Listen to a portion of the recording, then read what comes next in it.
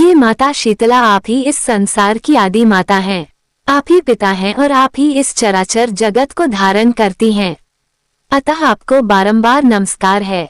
चैत्र मास की कृष्ण पक्ष की अष्टमी तिथि को महाशक्ति के अनंत रूपों में से प्रमुख शीतला माता की पूजा साधना प्राचीन काल से ही की जाती रही है। शीतला सप्तमी और शीतला अष्टमी का व्रत करने से और शीतला माता की पूजा करने से भक्तों को शारीरिक तथा मानसिक बीमारियों से मुक्ति मिलती है। माँ संतान और सौभाग्य का वरदान देती है अपने भक्तों को, इसलिए विशेष रूप से चैत्र मास के कृष्ण पक्ष की सप्तमी तिथि और अष्टमी तिथि को शीतला माता की पूजा आराधना की जाती है और शीतला माता को बासी भोजन का भोग लगाकर माँ से प्रार्थना की जाती है कि हमारे जीवन में शीतलता बनी रहे। और पूजा करने के बाद कथा भी सुनी जाती है, तो अगर आप व्रत नहीं भी करते हैं तो भी आपको कथा अवश्य सुननी चाहिए और माता शीतला से अपने संतान के लिए, संतान की सुरक्षा के लिए, अपने परिवार की सुरक्षा के लिए प्रार्थना अवश्य करनी चाहिए। तो चलिए पूरी श्रद्धा भाव से माँ का ध्यान करके इस कथा का श्रवण करते हैं। एक बार शीतला माता ने सोचा कि चलो आज देखूं कि धरती पर कौन मेरी पूजा करता है और कौन मुझे मानता है। यही सोचकर शीतला माता धरती पर राजस्थान के डूंगरी गांव में आई और देखा कि इस गांव में मेरा मंदिर नहीं है और ना ही मेरी पूजा होती है। माता शीतला गांव की गलियों में घूम रही थी, तभी एक मकान के ऊपर से किसी ने चावल का उबला हुआ पानी अर्थात मांड नीचे फेंका। अब वो उबलता हुआ पानी शीतला माता के ऊपर गिरा, जिससे कि शीतला माता के शरीर में फफोले अर्थात छाले पड़ गए और शीतला माता के पूरे शरीर में जलन होने लगी। अब शीतला माता गांव में इधर उधर भाग भाग के चिल्लाने लगी कि अरे मैं जल गई, मेरा शरीर तप रहा है, मेरा शरीर जल रहा है, मेरी कोई सहायता करो। लेकिन उस गांव में किसी ने भी शीतला माता की सहायता नहीं की। वहीं अपने घर के बाहर एक कुम्हारन महिला बैठी थी। उस कुम्हारन ने देखा कि अरे ये बूढ़ी माई तो बहुत जल गई है, इसके पूरे शरीर में तपन है, इसके पूरे शरीर में फफोले पड़ गए हैं, ये तपन सहन नहीं कर पा रही है। तब उस कुम्हारन ने कहा कि हे माँ, तू यहाँ आकर बैठ जा, मैं तेरे शरीर के ऊपर ठंडा पानी डालती हूँ। कुम्हारन ने उस बूढ़ी माई पर खूब ठंडा पानी डाला और बोली कि हे माँ, मेरे घर में रात की बनी हुई राबड़ी रखी है और थोड़ा दही भी है, तू दही राबड़ी खा ले। जब बूढ़ी माई ने ठंडी ज्वार के आटे की राबड़ी और दही खाया तो उसके शरीर को ठंडक मिली। तब उस कुम्हारन ने कहा कि आमा बैठ जा, तेरे सिर के बाल बहुत बिखरे हैं, तो ला मैं तेरी चोटी गूंथ देती हूँ। और कुम्हारन माई की चोटी गूंथने के लिए कंघी बालों में करती रही। अचानक कुम्हारन की नजर उस बूढ़ी माई के सिर के पीछे पड़ी तो कुम्हारन ने देखा कि एक आंख तो बालों के अंदर छुपी है। अब ये देखकर वो कुम्हारन डर के मारे घबरा कर भागने लगी। तभी उस बूढ़ी माई ने कहा कि रुक जा बेटी, तू डर मत, मैं कोई भूत प्रेत नहीं हूँ, मैं शीतला देवी हूँ। मैं तो इस धरती पर देखने आई थी कि मुझे कौन मानता है, कौन मेरी पूजा करता है। इतना कहकर माता चार भुजा वाली हीरे जवाहरात के आभूषण पहने, सिर पर स्वर्ण मुकुट धारण किए अपने असली रूप में प्रकट हो गई। तब माता के दर्शन करके कुम्हारन सोचने लगी कि अब मैं गरीब इन माता को कहाँ बिठाऊं। तब माता बोली कि हे बेटी, तुम किस सोच में पड़ गई। तब उस कुम्हारन ने हाथ जोड़कर आंखों में आंसू बहते हुए कहा, हे माँ, मेरे घर में तो चारों तरफ दरिद्रता बिखरी पड़ी हुई है, मैं आपको कहाँ बिठाऊं। मेरे घर में ना तो चौकी है और ना बैठने का आसन ही है। तब शीतला माता प्रसन्न होकर उस कुम्हारन के घर पर खड़े हुए गधे पर बैठकर एक हाथ में झाड़ू दूसरे हाथ में डलिया लेकर उस कुम्हारन के घर की दरिद्रता को झाड़कर डलिया में भरकर फेंक दिया और फिर उस कुम्हारन से कहा कि हे बेटी, मैं तेरी सच्ची भक्ति से प्रसन्न हूँ, अब तुझे जो भी चाहिए मुझसे वरदान मांग ले। तब कुम्हारन ने हाथ जोड़कर कहा कि हे माता, मेरी इच्छा है कि अब आप इस डूंगरी गांव में स्थापित होकर यहीं निवास करें और जिस प्रकार आपने मेरे घर की दरिद्रता को अपनी झाड़ू से साफ कर दिया, ऐसे ही आपको जो भी भक्त होली के बाद की सप्तमी को भक्ति भाव से पूजा करके अष्टमी के दिन आपको ठंडा जल, दही और बासी ठंडा भोजन चढ़ाए, उसके घर की दरिद्रता को दूर करना और आपकी पूजा करने वाली महिला का अखंड सुहाग रखना, उसकी हमेशा गोद भर रखना। साथ ही जो पुरुष शीतला अष्टमी को नाई के यहाँ बाल ना कटवाएं, धोबी को कपड़े धुलने ना दे और पुरुष भी आप पर ठंडा जल चढ़ाकर नारियल फूल चढ़ाकर परिवार सहित ठंडा बासी भोजन करें। उसके काम धंधे व्यापार में कभी भी दरिद्रता ना आए। तब माता बोली, तथास्तु हे बेटी, जो तूने वरदान मांगे हैं मैं सब तुझे देती हूँ। और हे बेटी, तुझे आशीर्वाद देती हूँ कि मेरी पूजा का मुख्य अधिकार इस धरती पर सिर्फ कुम्हार जाति का ही होगा। तभी उसी दिन से डूंगरी गांव में शीतला माता स्थापित हो गई और उस गांव का नाम हो गया शील की डूंगरी। शील की डूंगरी भारत का एकमात्र मुख्य मंदिर है। शीतला सप्तमी के दिन यहाँ पर विशाल मेला लगता है। तो प्रेम से बोलिए शीतला माता की जय। शीतला अष्टमी की दूसरी पौराणिक कथा के अनुसार एक बार एक राजा के इकलौते पुत्र को शीतला अर्थात चेचक निकली। उसी के राज्य में एक काछी पुत्र को भी शीतला निकली हुई थी। काछी परिवार बहुत गरीब था पर भगवती का उपासक था। वह धार्मिक दृष्टि से जरूरी समझे जाने वाले सभी नियमों को बीमारी के दौरान भी भली भांति निभाता रहा। घर में साफ सफाई का भी विशेष ख्याल रखा जाता था। नियम से भगवती की पूजा होती थी। नमक खाने पर पाबंदी थी और सब्जी में ना तो छौंक लगता था और ना कोई वस्तु तली या फिर भुनी जाती थी। गर्म वस्तु ना तो वह स्वयं खाता था और ना शीतला वाले लड़के को ही देता था। ऐसा करने से उसका पुत्र शीघ्र ही ठीक हो गया। उधर जब से राजा के लड़के को शीतला का प्रकोप हुआ था तब से उसने भगवती के मंडप में शतचंडी का पाठ शुरू करवा रखा था। रोज हवन और बलिदान होते थे। राजपुरोहित भी सदा भगवती के पूजन में निमग्न रहते थे। राजमहल में रोज कढ़ाई चढ़ती, विविध प्रकार के गर्म और स्वादिष्ट भोजन बनते। सब्जी के साथ कई प्रकार के मांस भी पकते थे।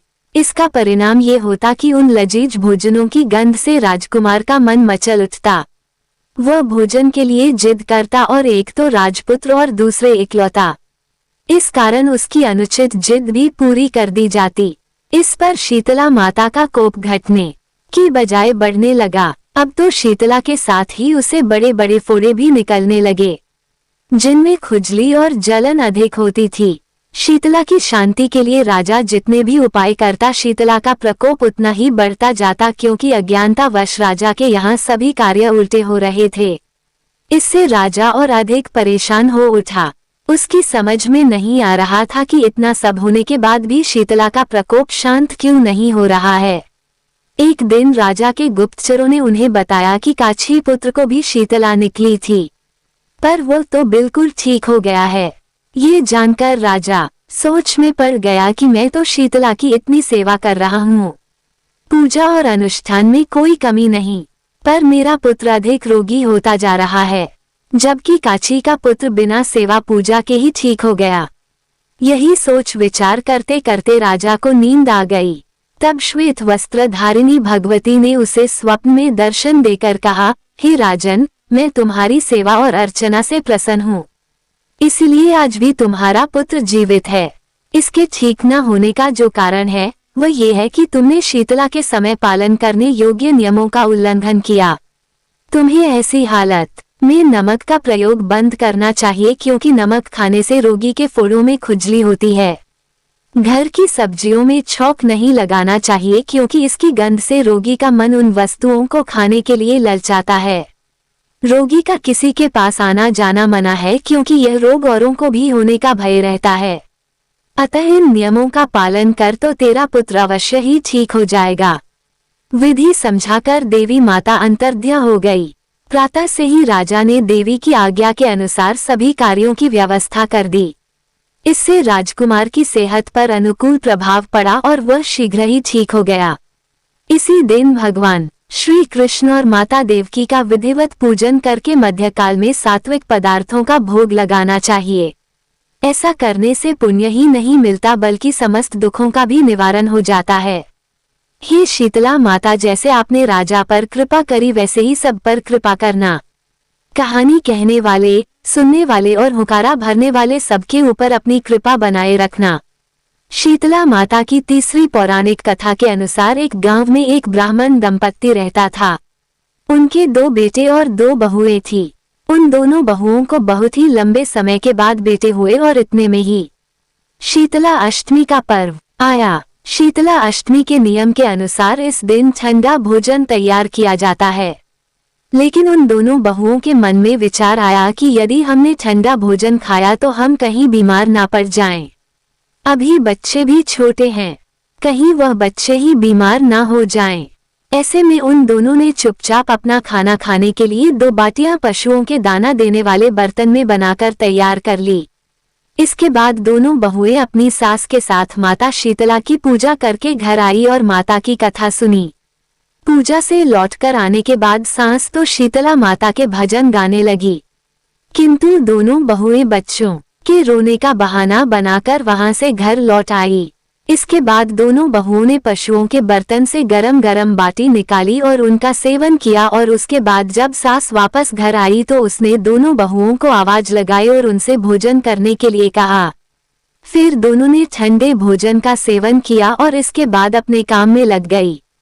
इसके बाद सास ने काफी देर बाद कहा कि बच्चे बहुत देर से सोए हैं, उन्हें उठाकर भोजन करा दो और फिर उन्हें सुला दो। अब बहुएं जैसे ही अपने बच्चों को उठाने के लिए गई, उन्होंने देखा कि बच्चे तो मृत हैं। ऐसा शीतला माता के प्रकोप के कारण हुआ। अब बहुएं विवश हो गई। फिर सास को जब सारी बात पता चली तो वो बहुओं से लड़ने लगी और सास बोली कि तुम दोनों ने अपने बेटों की बदौलत शीतला माता की अवहेलना की है, इसलिए मेरे घर से निकल जाओ और कैसे भी बेटों को स्वस्थ लेकर ही घर में वापस आना। अब तो अपने मृत बेटों को लेकर दोनों बहुएं घर से निकल गई और रास्ते में जाते हुए एक पुराने वृक्ष के पास पहुंच गई। ये वृक्ष खेजड़ी का वृक्ष था और ये दोनों बहनें खेजड़ी के वृक्ष के नीचे पहुंची। इसके नीचे दोनों ओरी और शीतला 2 बहनें बैठी थी। दोनों के बालों में जू थी। वहीं दोनों बहुएं रुक गई और दोनों बहुएं ओरी और शीतला के पास पहुंची। उन दोनों ने ओरी और शीतला के सिर से बहुत सारी जुएं निकाली और जुओं का नाश होने से शीतला और ओरी ने अपने मस्तक में बड़ी शीतलता का अनुभव किया और उनसे कहा कि तुम दोनों ने जिस प्रकार से हमारे मस्तक को शीतल ठंडा किया है वैसे ही तुम्हें पेट की शांति मिले। इतने पर दोनों बहुएं बोली कि हम पेट का दिया हुआ ही लेकर मारी मारी भटक रही हैं, लेकिन शीतला माता के दर्शन नहीं हुए हैं।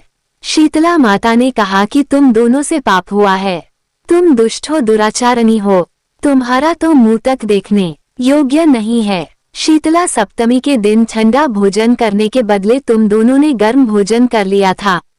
इतना सुनते ही बहुओं ने शीतला माताजी को पहचान लिया और दोनों ने शीतला माताजी को प्रणाम किया और गिड़गिड़ाते हुए बोला कि हमने अनजाने में गर्म खाना खा लिया, आपके प्रभाव को हम नहीं जानती थी, आप हमें क्षमा करो, फिर कभी भी ऐसा नहीं करेंगे।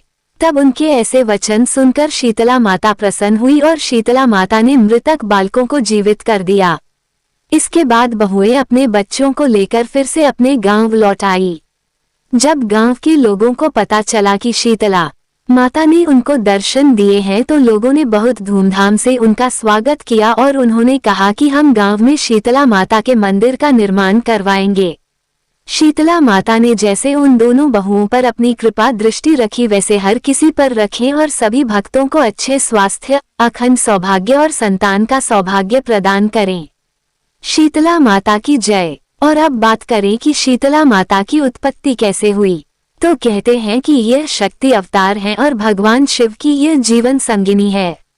पौराणिक कथा के अनुसार माता शीतला की उत्पत्ति भगवान ब्रह्मा से हुई थी। देवलोक से धरती पर माता शीतला अपने साथ भगवान शिव के पसीने से बने ज्वरासुर को अपना साथी मानकर लाई थी। तब उनके हाथों में दाल के दाने भी थे।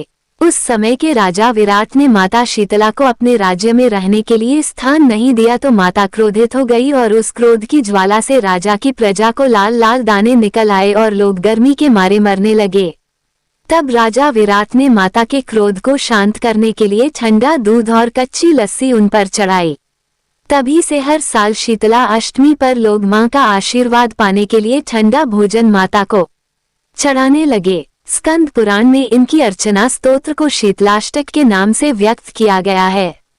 मान्यता है कि शीतलाष्टक स्तोत्र की रचना स्वयं भगवान शिव जी ने लोक कल्याण हेतु की थी। इस पूजन में शुद्धता का पूर्ण ध्यान रखा जाता है और इस विशिष्ट उपासना में शीतला अष्टमी के एक दिन पूर्व देवी को भोग लगाने के लिए बासी खाने का भोग बसौरा उपयोग में लाया जाता है। स्कंद पुराण के अनुसार देवी शीतला चेचक जैसे रोग की देवी हैं। ये हाथों में कलश, सूप, मार्जन अर्थात झाड़ू तथा नीम के पत्ते धारण किए होती हैं और गर्द की सवारी पर अभय मुद्रा में विराजमान होती हैं। शीतला माता के संग ज्वरासुर अर्थात ज्वर का दैत्य है जे की देवी 64 रोग घिकरण त्वचा रोग के देवता एवं रक्तवती देवी विराजमान होती हैं। इनके कलश में दाल के दानों के रूप में विषाणु या शीतल स्वास्थ्यवर्धक एवं रोगाणु नाशक जल होता है। हिंदू व्रतों में केवल शीतलाष्टमी का व्रत ही ऐसा है जिसमें कि बासी भोजन किया जाता है। इसका विस्तृत उल्लेख पुराणों में मिलता है। शीतला माता का मंदिर वट वृक्ष के समीप ही होता है। शीतला माता के पूजन के बाद वट का पूजन भी किया जाता है। ऐसी प्राचीन मान्यता है कि जिस घर की महिलाएं शुद्ध मन से इस व्रत को करती हैं, उस परिवार को शीतला देवी धन धान्य से पूर्ण करके प्राकृतिक विपदाओं से दूर रखती हैं। इस दिन घर में ताज़ा भोजन नहीं बनाया जाता। एक दिन पहले ही भोजन बनाकर रख देते हैं। फिर दूसरे दिन प्रातःकाल महिलाओं द्वारा शीतला माता का पूजन करने के बाद घर के सब व्यक्ति बासी भोजन को ही खाते हैं। लेकिन जिस घर में चेचक से कोई बीमार हो उसे यह व्रत नहीं करना चाहिए। शीतला अष्टमी के दिन प्रातःकाल जल्दी उठना चाहिए। उठकर नित्य कर्मों से निवृत्त हो जाए। इस दिन सुबह ठंडे पानी से ही स्नान करना चाहिए। इसके बाद मंदिर जाकर माता शीतला की पूजा करें। माता शीतला को जल अर्पित करें। उसकी कुछ बूंदें अपने ऊपर भी डालें। जो जल चढ़ाएं और जल चढ़ाने के बाद जो जल बहता है उसमें से थोड़ा जल लोटे में डाल लें। इस जल को बहुत ही पवित्र माना जाता है। इसे घर के सभी सदस्य अपनी आंखों पर लगाएं और थोड़ा जल घर के हर हिस्से में छिड़कना चाहिए। इससे घर की शुद्धि होती है, पॉजिटिव एनर्जी आती है और किसी भी प्रकार की हारी बीमारी से आपकी रक्षा होती है। सबसे पहले माता शीतला को हल्दी और रोली का तिलक लगाएं। माता शीतला का तिलक करने के बाद काजल, मेहंदी, लच्छा और वस्त्र अर्पित करें। इसके बाद माता को मीठे चावलों का भोग लगाएं और जो भी आपने भोग तैयार किया है माता के लिए ठंडा भोजन, बासी भोजन वही माता को भोग स्वरूप में अर्पित कीजिए। फिर शीतला माता की कथा पढ़ें या फिर सुने। जाने अनजाने भूलचक हो जाए पूजा पाठ में तो उसके लिए क्षमा प्रार्थना कर लीजिए और फिर माता से प्रार्थना कीजिए कि आपके घर में सभी परिवार के सदस्यों को अच्छा स्वास्थ्य प्राप्त हो, आपको अखंड सौभाग्य की प्राप्ति हो और अपने बच्चों की सुरक्षा के लिए उनके रोगों से मुक्ति के लिए प्रार्थना कर लीजिए। और पूजा पूर्ण करने के बाद जो हम भोग लगाते हैं माता को उसे ही प्रसाद स्वरूप में ग्रहण करना चाहिए। इस साल चैत्र मास के कृष्ण पक्ष की अष्टमी तिथि का प्रारंभ होगा 11 मार्च को सुबह 1:54 पर और इसका समापन हो रहा है 12 मार्च को सुबह 4:19 पर। तो चैत्र मास की कृष्ण पक्ष की अष्टमी तिथि हमें प्राप्त हो रही है 11 मार्च 2026 को बुधवार के दिन। तो सूर्योदय कालीन तिथि के अनुसार अष्टमी तिथि अर्थात शीतला अष्टमी का व्रत हमें धारण करना है 11 मार्च 2026 को बुधवार के दिन। बात करें शीतला अष्टमी के पूजा के शुभ मुहूर्त के बारे में तो देखिए 11 मार्च को वैसे तो पूरे दिन की अष्टमी तिथि है, इसलिए आप पूरे दिन में कभी भी पूजा कर सकते हैं। वैसे शीतला अष्टमी की जो पूजा होती है जितनी शीतलता में अर्थात सुबह सुबह हो जाए उतना श्रेष्ठ माना जाता है। तो शीतला अष्टमी की पूजा का शुभ मुहूर्त है सुबह 6:36 से शाम को 6:27 तक, मतलब सुबह सूर्योदय से लेकर शाम को सूर्यास्त होने तक पूरे दिन में कभी भी मां शीतला की पूजा आप कर सकते हैं।